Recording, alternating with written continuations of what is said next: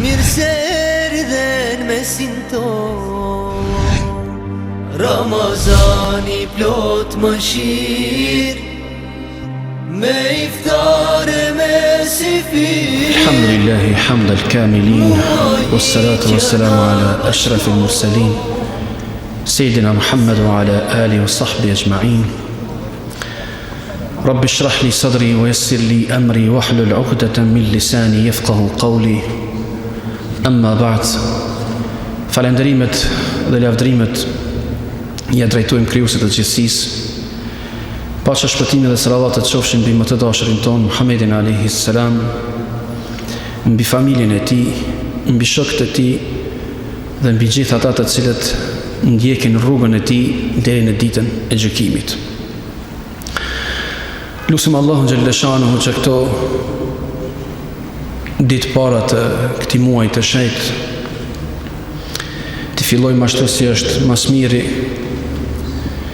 dhe lusim Allahun xhalla shanuhu gjithashtu që këto ibadetet tona gjatë këtyre ditëve të jenë të pranuara te Allahu xhalla shanuhu dhe të na bëjë që këtë muaj të shenjtë dalim me një bagazh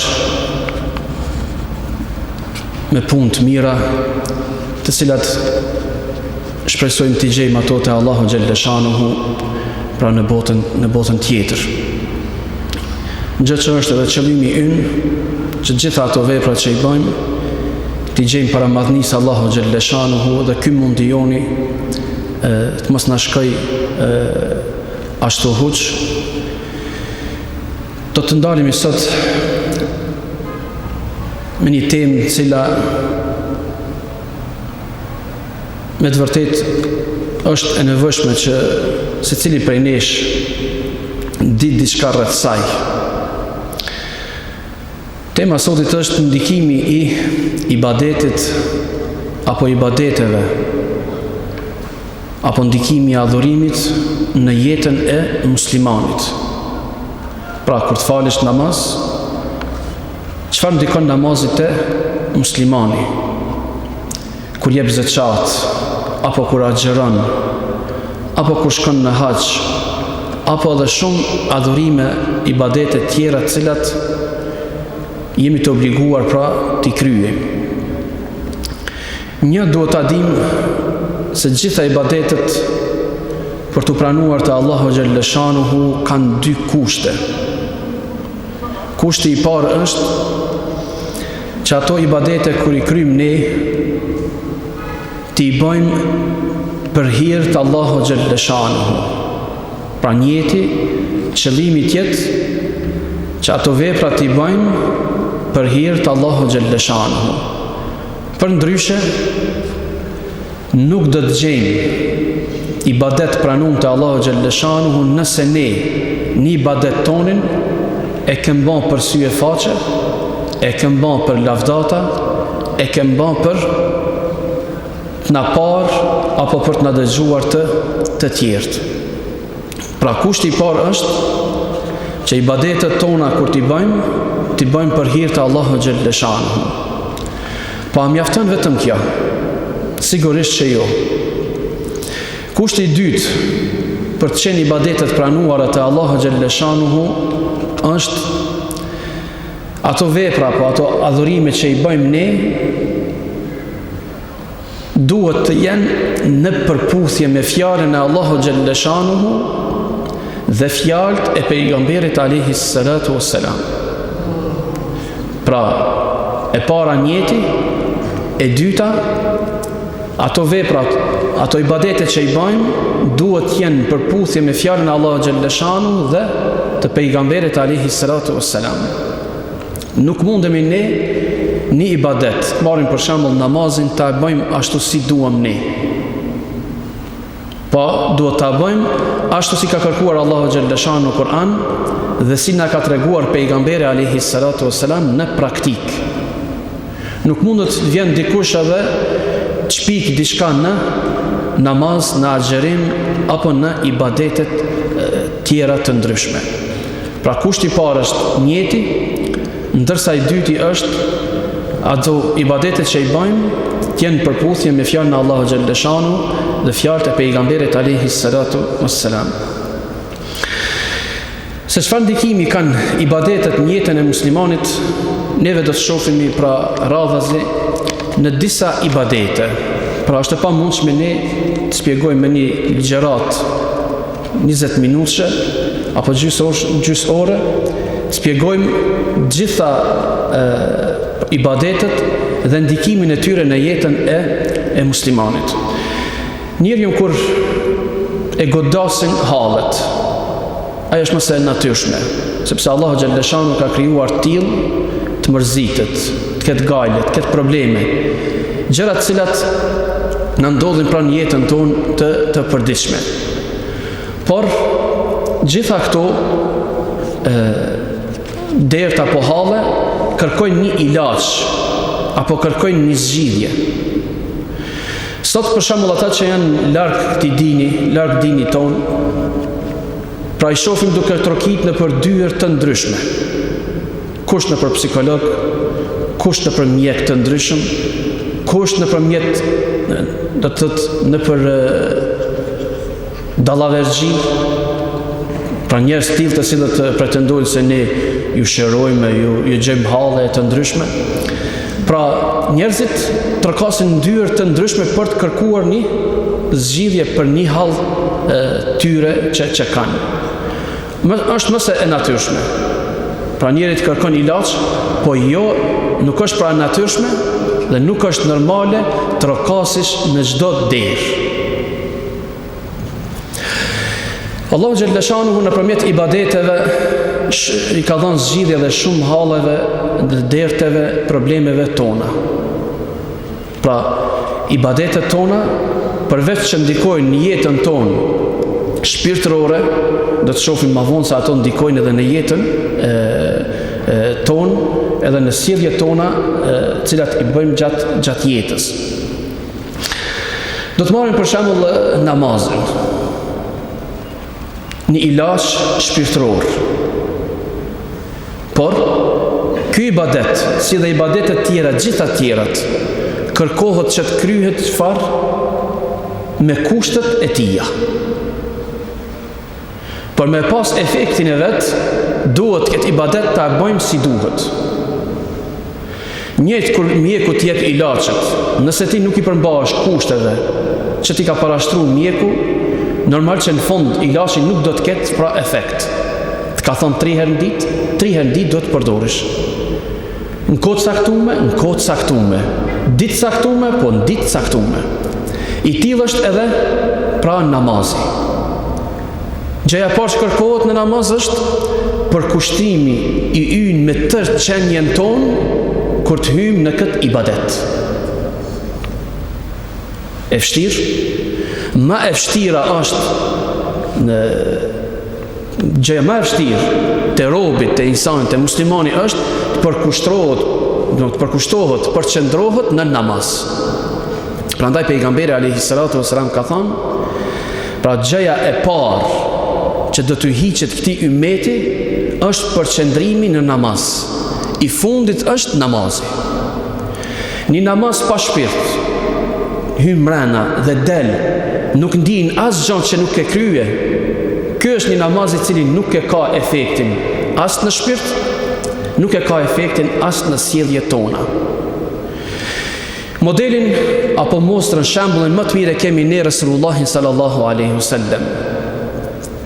Siç na transmetojnë sahabët, pra shokët e pejgamberit alaihi salatu wassalam, kur Resulullahin sallallahu alaihi wasallam e ka plante diçka.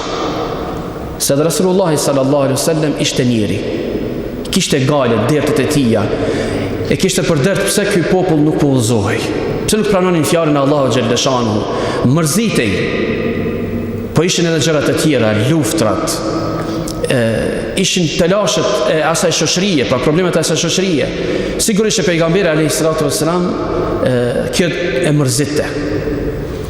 Dhe kur i ndodhte pejgamberit alayhi salatu wassalam diçka e tillë, pra të mërzitej, transmetojnë sahabët, shokët e pejgamberit alayhi salatu wassalam, thotë pejgamberi alayhi salatu wassalam ikte me njëherë në namaz.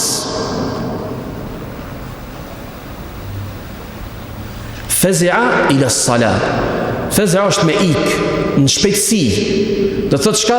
Nuk kalon pejgamberi alayhis salatu wasalam kohë mes telasheve, hallave që ka pas ai edhe namazit. Dhe kur e marrim e shohim kur hyrjen vetë në namaz, do të thotë çfarë? Shkosh ti drejtohesh krijuesit tënd, atij që i ka çelësat e zgjidhjeve të çdo problemi. Prandaj pejgamberi alayhi salatu wassalam, pra kur kishte telashe hallet e tija, ndihmën, çelësin e zgjidhjeve të këtyre problemeve e kërkonte prej Allahu xhalla shanuhu. Prandaj, çfarë do që e godet njeriu në jetë, gjëja e parë që ai duhet i drejtohet është Allahu xhalla shanuhu. I smut, me halle, me telashe, në familje, në punë, shoqëri, në rrugë, gjithkund. Ti drejtohet kujt? Atij që i ka në dorë gjithësi. Ai që më mbanden bikëshyr këtë gjithësi. Andaj ku ti drejtohesh, drejtohu më të fortit. Fillo prej ti. Mandej vinë sebepët, ato që duhet i kërkojmë në këtë botë. Por gjëja e parë që do të jetë, duhet jetë çfarë? Duhet jetë atë që do të kërkojmë nga ona Allahu xhalla shanuhu, nga i gjithfuqishmi. Pejgamberi alayhi salatu wassalam këtë ibadet e ka quajtur edhe qetësi për shpirt. Kur i thoshte Bilalit radiallahu anhu që të përgatiten për namaz, për të thirrë njerëzit për namaz, nuk i thoshte pejgamberi alayhi salatu wassalam o Bilal, thirrë ezanin. Po i thoshte o Bilal, erihna biha ya Bilal, na qetëso me atë o Bilal. Me çfarë? Me namaz. Dhe pejgamberi alayhi salatu wassalam thoshte, kënaqësia imja është namazi. Do të thotë çfarë? Kënaqësinë më të madhe Resulullahi sallallahu alaihi wasallam e ka ndjerë në namaz. Edhe tha më herët, për qenë namazi i efektshëm në jetën tonë, duhet ta kryjmë ato me kushtet e tija. 5 herë po. Jo me reduktime. 3 po, 2 jo. 2 po, 3 jo. 4 po, 1 jo. Nuk e ka efektin namazin në këtë formë. Edhe ai namaz që bëhet pra pa shpirt, nuk bëhet me tërë qenjen tonë, nuk mund ta ketë efektin. As në jetën tonë shpirtërore, as në qetësinë tonë, por nuk mund ta ketë efektin as edhe në jetën tonë përditshme, në sjelljet tona, në fjalorin tonë e gjërat pra të tjera. Pra, një ibadet që efektin e vet e ka, sparin në shpirt. Prandaj shohim sahabët, shokët e Resulullahi sallallahu alaihi wasallam, ata të cilët këtë dinë e kuptuan si duhet, e morën prej burimit, edhe e kuptuan si duhet dhe e vënë në jetë ashtu si duhet. Çfarë jetë kishin ata? Nuk kem dëgjuar që një prej sahabeve të shokëve të Resulullahi sallallahu alaihi wasallam të është çmendur, të ka lujt, të ketë lujt. Nuk kem dëgjuar që ndonjë prej sahabeve vdiq me stres. Nuk kem dëgjuar ndonjë prej sahabeve që vdiq e syti pat ka telashet problemet e kësaj bote. Po gjithë sahabët që dimë dhe transmetohet prej tyre është ata që ka tregojnë. Shikoni vetë Omerin radiallahu anhu ta amarin, kur Ebu Lule el-Mejjusi i bën atentat pra me një thik me 2 krena e helmume, e shpon Omerin radiallahu anhu. E dini çfarë ndodh me Omerin radiallahu anhu? Prandaj kur i tregojmë këtë ngjarje, duhet të kem parasysh, ne kemi shnetin, i kemi gjitha, nuk ja dim, edhe nuk jemi aty ku kërkon Allahu xhalla shanu të jemi me ibadetet tona. Ka hub vedijen, sa u ktheke sa humte, edhe para vdekjes humbi vedijen krejt. Po i thon shokët e tij sikur ta zgjojmë. Edhe një herë, pra nga kjo që ka u vëdije në Omeri radiallahu anhu, pe i folin, pe i thojnë, Omer, o halife, loj emra për e thirin. Absolutisht, nuk po zgjohet. Një prej sahabeve, shokëve të pejgamberit sallallahu alaihi wasallam, po thotë, unë e di këta se si zgjohet. Unë e di këta, po thotë si zgjohet. Ka thonë, po thuja. I ka thonë, ja Umar as-salah, Omer, namazi. Qohët i hapë syt, Omer radiallahu anhu. Kër i hapë syt, i thëtë, nuk ka hi se as kusht në islam prej atyre që nuk falin namaz. Kjo kon fjala e fundit e Omerit radiallahu anhu, edhe fjala e fundit e Resulullahi sallallahu alaihi wasallam, kur ka thonë, as-salatu wa ma malakat aymanukum, namazi. Fjala e fundit e Resulullahi sallallahu alaihi wasallam që ka dalë prej kësaj bote ka qenë namazi edhe kujdesnu për robët e luftës. Kujdesnu pra për namazin edhe për robët e luftës. Pra, ky ishte ndikimi i këtij namazit në jetën shpirtërore këtyre burrave, këtyre njerëzve. Po të shohim ky ibadet, çfarë ndikimi ka në jetën tonë, në sjelljet tona. Inna salata tanha anil fahsha'i wal munkar. Një vërtet kjo kuranore, një fjala Allahu xhalla shanuhu. Nëse asgjë më tepër nuk folim, kaq do të mjafton te neve, sikur të mos marrim as ti shembull të jetës tonë. Pra namazi është ai që ndalon nga të këqijat dhe të irrituarat. Kaq na mjafton neve. Ti je shpesh herë në ditë në raport me Allahun xhalla shanuhu, edhe prap po të shkon mendja me bën diçka të keqe, do të më konë dy gjona këtu. O munafik i prisht, o do të më konë njëri dallavergji i madh. Nuk mundet një njeri që del para Allahu xhalla shanu 5 herë në ditë, as mendja të shkon me bën diçka keq, jo më të vepron. Do të më konë munafik, ose më konë në çfarë?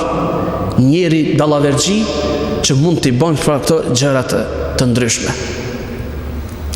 Pra efekti namazit është ndryshimin ton, jetën ton, sjelljet tona. Prandaj ata të cilët namazin e tyre kanë të tillë, pra falen edhe kufar ndikimi nuk kanë sjelljet e tyre, dëgjojmë rrezikun e tyre. Ta dëgjojmë pra pikërisht pra Resulullahin sallallahu alaihi wasallam. Shkojnë të Resulullahi sallallahu alaihi wasallam edhe i thonë, ja Resulullah, një grua thot, fal namaz. Qëret, në kohën e pejgamberit sallallahu alaihi wasallam nuk është diskutuar për falet namazit, s'po falet. Është diskutuar kush po fal më shumë nafile. Nuk është diskutuar po agjeron dikush Ramazan. Po është diskutuar kush po agjeron nafile, tonë tëjte. Një ditë po, një ditë jo, ditë e bardha. Kjo është ku ka qenë diskutim. Thot një grua që do thot nuk diskutohet për namaz që ka fal, po fal namaz tepër, po edhe agjeron tepër, po thot por i lëndon të tjerët me gjuhën e saj. Pra me gojtë saj pi lëndon fshit e saj. Po i thot pejgamberi alayhi salatu wasalam edhe këshën e rrezikun e kësaj. Ka thonë hije fin nar. Ajo është në xhenem. Zotruma. Nuk i boni punë as farzët, namazet 5 herë në ditë që i kanë fal, as Ramazani që ka agjërue, as nafilet që ka fal, as nafilet që ka agjëru, shkaki i gjuhës saj. Shikoni lidhshmërinë e ibadetit me sjelljen tonë. Pra një ibadet i pranuar te Allahu xhalla shanuhu duhet të reflektoj me punë të mira. Pra nëse ne nuk kem punë si duhet, ai ibadet e Allahu xhalla shanuhu është i papranueshëm. Mandej i ka thonë, ja Resulullah, është një grua i kryen farzët, namazë, Ramazane, çka ka këtu. Po nuk ka shumë nafile, namaz nuk fal shumë. Po edhe agjerim thot nuk ka shumë. Ama thot këshit shumë mirë çan. As nuk merr nuk për goja po ato. Ka thonë pejgamberi alayhi salatu wasalam, ajo është në xhennet. Pra shikoni, pra ton ka thonë pejgamberi alayhi salatu wasalam, sa për njerëzve ka që prej namazit tyne, pra është fjala për nafile, nuk kanë asgjë tjetër vetëm se lodhjen. Edhe sa për njerëzve, thot Rasulullah s.a.s. Për agjerimi tyre nuk kanë asgjë vetëm se unti, barkin bosh. Çfarë i bjerë kjo? Se ibadetet që i ka krye absolutisht nuk kanë ndiku ndryshimin e jetës ti, sjelljeve të fjalorit e tij. Prandaj ky është dini ynë, nuk është vetëm xhami. Dini ynë është në rrugë, dini është në punë, familje ka thonë Rasulullah sallallahu alaihi wasallam, khairukum li ahli. Më i miri prej jush është ai që është më i miri në familje. Jo i mirë me shok, e i egër familje, apo i egër me shok, e i mirë familje. Pra një ibadet që na bën neve çfarë të jemi ndryshe. Pse pikrisht namazin e morëm? Namazin e morëm se namazi është i përditshëm. Ramazanin e kem një muj, ndoshta tonë të e sagjerojmë kur. Namazi, agjerimi është një muj, ndërsa namazi është i përditshëm. Nëse namazi neve e kryjmë si duhet, vallahi punë tona do t'i kem ashtu si duhet. Nëse namazin e kryjmë në shkel e shka, pa shpirt, pa qenjën tonë, pa hymë brenda namaz, kjo është ajo çka i tutemi. Pra ne edhe kjo me sa duket na ka kapluar shumicën, sepse nuk po ndryshojmë në jetë, nuk kemi ndryshe. Kjo është e keqja. Atëherë duhet çfarë?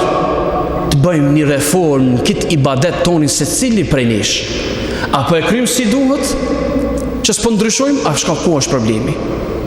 Nuk mundet namazi mos me pas efekt. Pra nuk është defekti të namazi, por defekti është të nese këtë ibadet nuk po e krymë pra çfarë? Nuk po e krymë si duhet. Nuk është vetëm namazi që ndikon të ndryshojmë pra jetën tonë, janë edhe ibadetet tjera. Është edhe agjerimi, një ibadet që e kemi brenda një muaj, pra 30 apo 29 ditëve. Efektet e këtij ibadeti janë pothuajse efektet njëjta sikurse çfarë, sikurse të namazit. Nuk mundet një njeri i cili kalon ushqimin, pijen, gjithçka, kalon për hir të Allahu xhelle shanuhu, të mos t'i let këqijat për hir të Allahu xhelle shanuhu. Prej shtëpisë deri këtu ku kemi ardhur, disa çeshme kemi pa, lokale, dyqane, mul me pi kafe, me pi ujë, mi bon ilam. Po mundet njëri mi lan? Edhe gjërat që janë halal. Për çfarë pejle? Ku po të shkon mendja kur i le këto gjana? Që s'pe zgasish dorën me ba. Po të shkon mendja te? Allahu xhelle shana. Po, sa i po të shef, po të kontrollon, po të mbikëshyr, ati nuk mund t'i fshehesh. As nërsirat të natës, as thellësit e detit. As gjë nuk i fshihet ati. Atëherë, si mundet njeri? Qohët bën një gjuna. Qohët ta bën një gjuna. Prandaj, dikush që gjindet e bën pra një mëkat, një gjuna, do ta kem një qartë, një gjanë. Ajo që ka thonë pejgamberi alayhi salatu wassalam, nuk bën zinaqari ai të ketë iman. Pra pa u zhvesh prej imanit, nuk mund ta bësh një mëkat. Pa u zhvesh prej asaj se Allah xhelle shanu po të sheh, po të mbikëqyr, nuk mund të bësh diçka. Spari e hekish pra petkun e imanit, mandej vepron diçka. Pa e bën një gjë të tillë nuk mund ta bësh. Pa i hek pra imanin, pa e zhvesh, nuk mund të bësh një akt tillë. Gjithashtu thot Rasulullah sallallahu alaihi wasallam, pra nuk vjedh haj në momentin kur vjedh, ai tjetë besimtar. Duhet hekish prej mendjes dhe pi shpirtit Allahun xhelle shanuhu, mandej të bësh një akt të tillë. Prandaj është rreziku i njerëzve që momente kur bën gjunahe me zon vdekja pa iman, zëtruna. E as kush prej nesh nuk e ka të garantuar me kur, a para gjunahit kemi vdek, a mas, a para namazit, a mas namazit. Vdekja është moment, atë zen sejdë, atë zen gjuna, ato ne e dim. Me çfarë? Me punë tona. Kur i ruhemi, e bëjmë men se kemë me vdek, dze namaz. Ku nuk e bëjmë men se s'kemë me vdek, mund zë edhe gjuna. Pra Allah xhaleshan, lutim Allah xhaleshan të na përmirësoj. Edhe ibadetet tjera kanë atë ndikim të vetin. Zeqati, momentin kur ti e refuzon dikon që nuk i jep diçka, shihen vetën tonë se ç'shinin, sa keq e nin vetën. Edhe nëse e meriton mos mi dhanë, nuk ka hak për mi dhanën. Sa do të prap ti ngushtohesh në vetën tonë. Nëse është puna kështu me ata që i refuzojmë na, çka na merr mendja kur neve e ndihmojmë dikon? Si do ta nish vetën? Si do ta nish vetën? Pa dyshim se do ta nish këtë ndryshe. Andaj kanë thonë, një sadaka i mbyll 72 të këqija. Kjo pa kur dikon i godet diçka, edhe ka kap pak, i thënë të kap shtu sadaka, s'ka mujt me të kap ma keq. Çfarë? Pra ndikimi i një ibadeti në jetën tonë. Veç kësaj, ja bashkangjesim edhe atë, që ne me nëpërmjet zeqatit zgjidhim hallet, problemet e njerëzve, pa nga ana materiale. I zgjidhim hallet e tyre. Dhe sikur këtë ibadet neve ta e kishim kryer si duhet. Po folim për Kosovën tonë të vogël. Vallahi asnjë fukaran s'kish qenë. Vetëm zeqatin 2.5% në pasurinë tonë. Sikur këtë pasunikat e Kosovës ishin qu me dhanë si duhet, asnjë fukaran në Kosovës, po folim për botë, që mu qu me dhanë miliarderat, po folim me kushtet tona këtu që jemi. Pra ndikimi i këtij ibadeti kështu, po gjithashtu ndikim ka dhe edhe haxhi.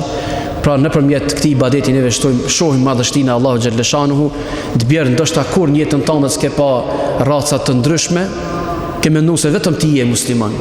Por kur shkon njeri e shkel atë vend, e ndryshon krejt, është krejt ndryshe. E sheh botën më të madhe se sa në botën e vet ku po jeton. Lutim Allahun xhaleshanu që këto ibadete tona ti kryjmë si duhet, në mënyrë që edhe ndikimi i këtyre ibadeteve të jetë në jetën tonë, në ndryshimin tonë. Wa aqulu qawli hadha wastaghfirullaha li wa lakum fastaghfiruhu innahu ghafurur rahim.